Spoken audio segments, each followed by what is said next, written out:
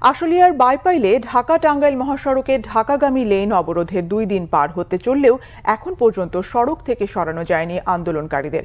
পাওনা পরিশোধ না হওয়া পর্যন্ত অনড় অবস্থানে থাকার সিদ্ধান্ত তাদের।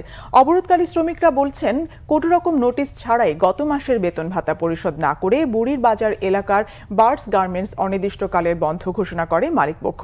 এ নিয়ে বিজিএমইএ এর কাছে অভিযোগ করেও প্রতিকার মেলেনি। তাই বাধ্য হয়েই সড়কে অবস্থান নিয়েছেন কারখানাটির শ্রমিকরা। এখন পর্যন্ত তাদের কেউই তাদের দাবি নিয়ে কথা বলেনি বলে জানান তারা। অবরোধের কারণে শিল্পাঞ্চলের সড়কে যানজটে চরম দুর্ভোগে লাখো মানুষ।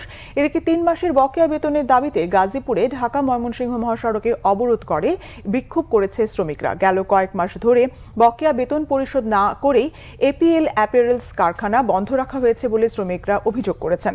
কোনাবাড়ী এলাকার এমএম নিটওয়্যার লিমিটেড কারখানার শ্রমিকরাও টিফিন বিল, নাইট বিল এবং হাজিরা বোনাস বাড়ানোর দাবিতে বিক্ষোভ করছে। বিচ্ছিন্নভাবে বেশ কয়েকটি কারখানা বন্ধ থাকলেও বাকি 98 ভাগ কারখানায় উৎপাদন প্রক্রিয়া স্বাভাবিক রয়েছে বলে জানা গেছে।